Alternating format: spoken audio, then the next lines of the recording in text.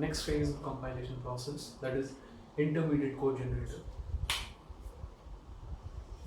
So before going to this, we have already seen all the three phases of the compilation process, and let's have a revision of that. So firstly, it takes high level language, right? And that goes to the lexical analyzer. It returns us the tokens, right? Then those tokens are passed to the syntax analyzer, right? A syntax analyzer passes us the parse tree, right?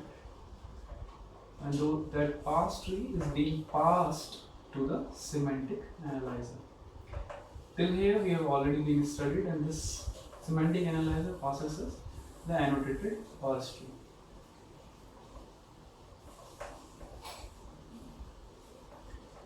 Right? In addition of this, these three phases are being connected to the simpleton.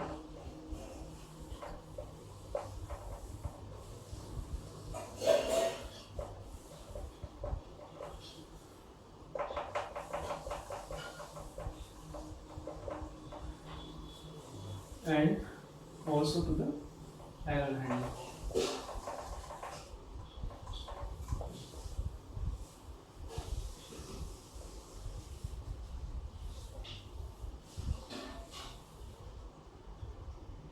Now before understanding why we need this intermediate code generator, let's try to understand till now what we are having after these three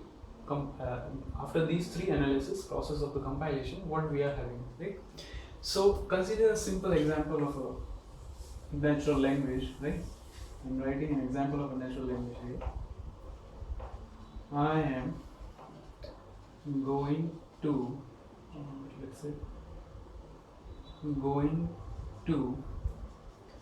explain compile. So consider this sentence. What is the first phase is going to do in here? So this is our high level language, and this is one sentence in high level language, which is English, right? What lexical analyzer is going to do? Lexical analyzer is going to scan character by character, right? Character by character, and based on the rule of what? The English dictionary, it is going to verify whether the words are valid or not. So lexical analyzer in here is going to return as valid, in here it is going to return as valid, in here it is going to return as valid, in here it is also going to return as valid. In here, if you talk about the compilation process, dictionary XPLN is nothing, right? So in here it is going to return you an error. So we'll understand this. So this compiler is right? Now suppose I change this explain to this explain, right? Now it is not going to throw an error, right? Syntactically is also it is wrong. I am going to explain compiler. Semantically it is also conveying one meaning, right? It is conveying a meaning which says, actually syntactically this two shouldn't be here, right? So not on the basis of a machine compilation process, but consider yourself as a compiler, right? So if you are being a compiler, right? I'm writing the sentence again. So now you understand that this whole compilation process came from how a human perceives when he tries to when he takes an input to itself, how its brain functions, right? So if I'm writing this here as I am going to explain compiler. So when you see this sentence, you clearly understand each and every word of it, and you clearly frame a fixed sentence out of this, right? I am going to explain compiler, right? Even though this is not an English dictionary word, this in here makes this syntactically wrong, right? Even though when I take essay, if I said you to read this sentence, you can easily read it. Why? Because The human compilation process is far advanced than what we have already have understand or what we have till now in our computers, right? So there is a very large scope of improvement in the compilers nowadays also, right?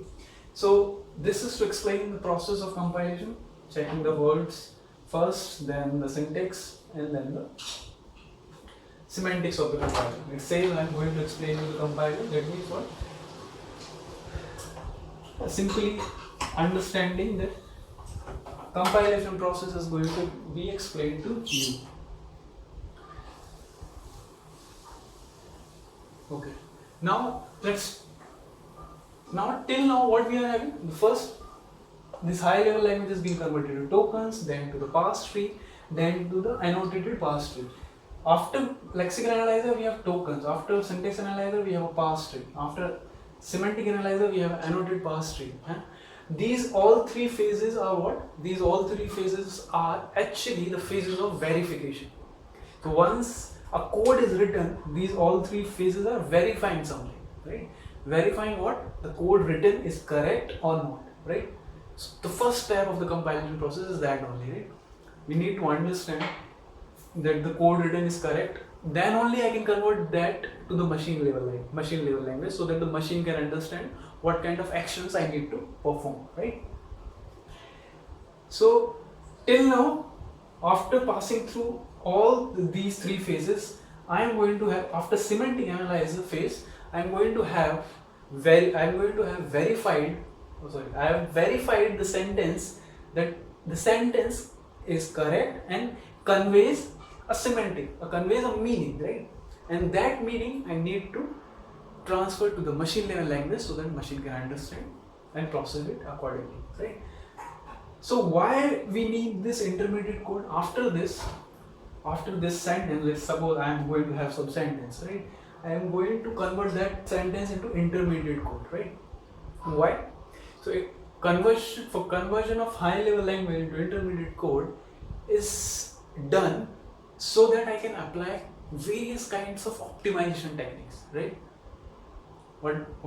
How we are going to apply various kinds of optimization technique, we will see afterwards. After this phase of intermediate code, right? So this intermediate code, as the name suggests, is what? It's the in-between code which is being generated from, which is being easy to generate from high level language and also easy to convert to the machine level language, right? So in order to apply various kind of optimization, to have a code which can be easily understood as a high level language and also can be converted to the machine level language, we generate what? Our intermediate code, right? So now we will see various forms of intermediate code, right? Various forms of intermediate code means what? In what kind of forms I can generate my intermediate code, right?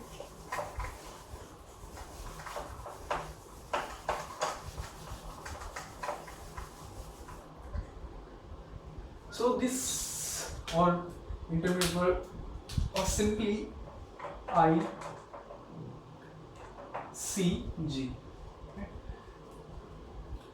Now this ICG can be written in two kind of forms, that is tree form or linear form.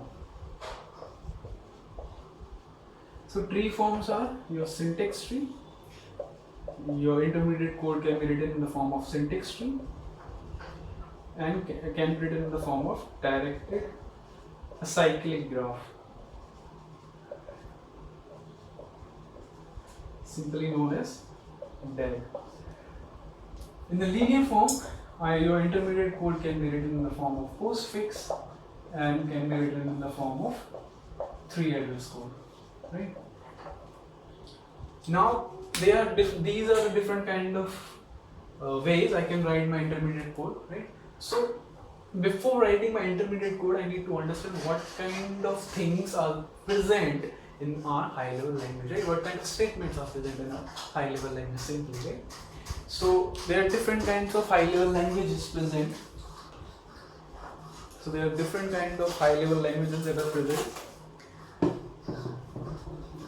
So statements can be like a declaration statement first, right?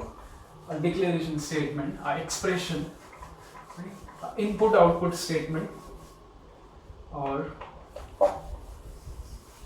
input output statement, or flow statement, like your if, for, while loops, and your functions, right? These are major type of statements that our programming languages have, right? So we'll understand all the 4 types of ways and different types of statements possible in a high level language, and we'll see which kind of form I can use for what kind of statements, right? So the first one is your declaration statement.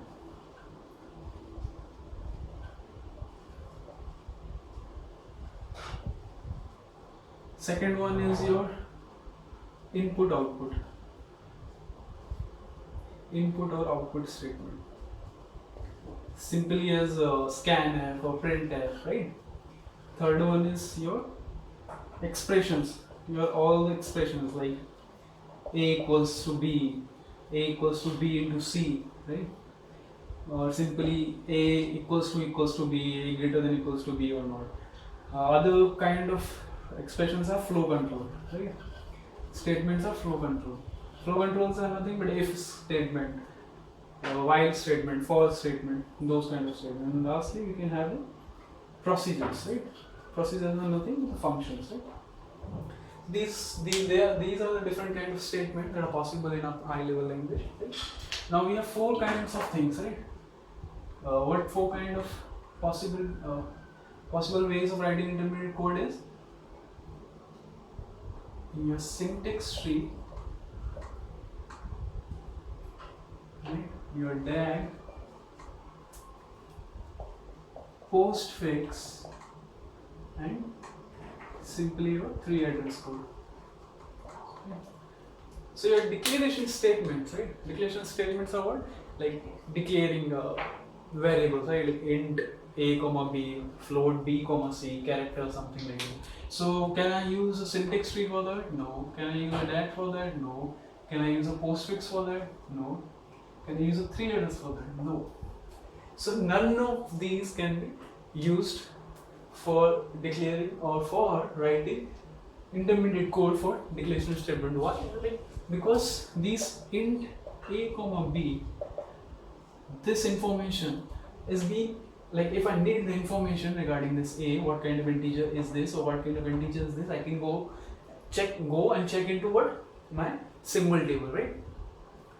And this declaration statement is just being verified through a syntax analyzer. So there is nothing intermediate code that can be written for these kind of statements, right? So there is none of them can write a declaration statement. So these are written in the same similar form that these are actually, right? Now input and output statement. Input and output statement, a syntax tree cannot be generated, a DAG cannot be generated also, a postfix also cannot be generated, but I can write 3 address code. We will see how can we generate. Now for expressions, I can write a DAG, I can write syntax tree, I can write a DAG, I can write a postfix, I can write a 3 address code. For flow control, I cannot write syntax, I cannot write DAG, I cannot write postfix, but I can write 3 address. For procedures also, I cannot write this syntax, I cannot write DAG, I cannot write postfix, but I can write 3 address code.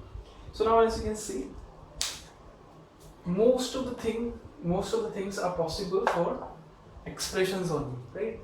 And the way in which I can write most of the statements are what? 3 address code. So basically we are going to focus on 3 address code, but we will see different kind of examples of syntax, DAG and postfix also to understand them better, right?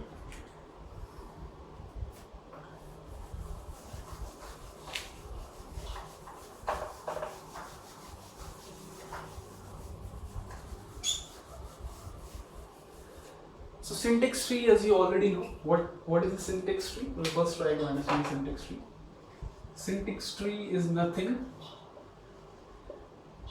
but a tree which is having variables at the leaf node, right? And your expression symbol, right? The syntax tree is used for representing expressions, right?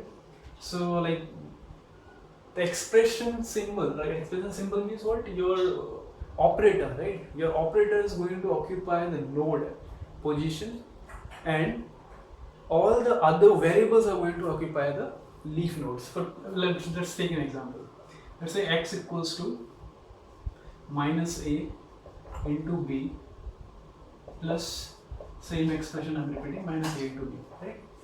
Now I want to draw or generate a syntax tree for this, right? So if I want to generate a syntax tree, what I'm going to write is, I'm going to take a as a leaf node, b as a leaf node. This a is having a unary operator minus, so I'm going to provide this as a minus, right? Now this minus a is going to be multiplied with b, right? So you can see our intermediate nodes are going to occupy the operators in them, right? Now the same is going to be happening here, minus a multiplied b, then is going to be plus this. Now this whole expression needs to be evaluated to x, so equals to x, right? So you can see that this is a binary tree which is occupying the leaf nodes with the variables, right, and the intermediate nodes with the operators, right? The simply syntax tree is that, right? Now we'll try to understand the DAG also with the same example, right?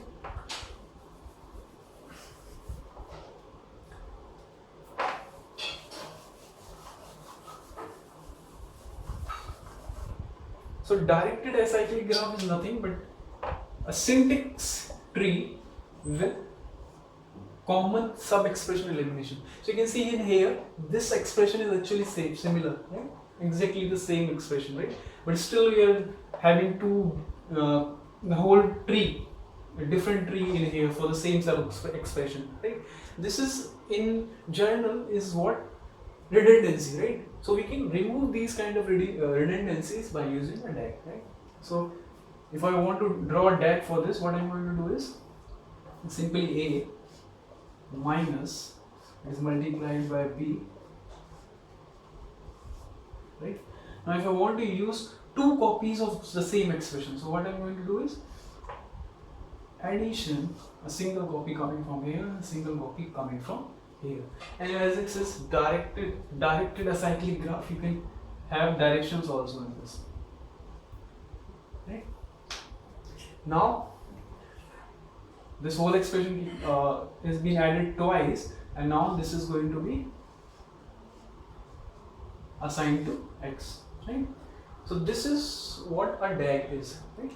So this is a common difference between the syntax tree and a DAG. You can have different kind of examples in the handouts. You can try them out, right? Or if you want, I can give you one and give you 2 minutes to try, right? So I will give you one example of this, right? Let's try this.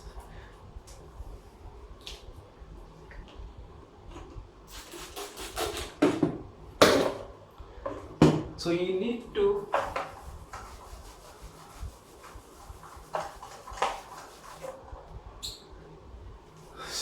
write a DAG for this, or you write both a DAG and a syntax tree for this, and I'm giving you 1 minute. Or you can better pause this, right, so that I can continue. Okay, let's stop for 1 minute.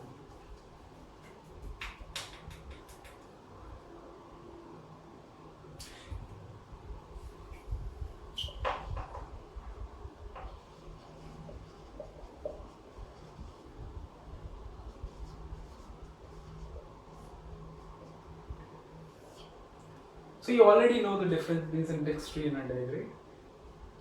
So here for DAG, this A is having your common sub-expression. A is being repeated again and again. So for a simple syntax tree, what I'm going to have is A is being added to A, is being again added to A, is being again added to A, is being again added to A and is being assigned to X, right? Simple as that. 1, 2, 3, 4, 5. 5 A's are being added and being assigned to X. Now for dev, what we are going to have? You can use the copies, right? The already evaluated expression, you can use them, right? So now we'll see the DAG for this. I hope you have drawn. So now let's compare your DAG with this. So what I'm going to do, A and A. Oh no, A is being already been used, right? So A is a common sub expression. I cannot use it twice. So A. What I'm going to have is a single copy from here, single copy from here, right? Now, what this node is containing is 2A, right? So I can use this copy 2A plus 2A. So now I have 4 A's already been added till this node, right? I need one more A. So what I am going to use is addition and a single copy from here. Now this node contains how many A's? 5 A's, right? And this is being assigned to X. So in this way you can draw your different kinds of DAGs and syntax tree. Hopefully you have written this as this only, right? So this DAG, this purpose of the DAG is minimizing the sub expression, common sub expression, right? So let's now move on to the other way of analyzing or other way of writing intermediate code, right? So there are other examples, there are other many examples in the handout also. So try those handouts, right? And if you have some problem, message me. Okay.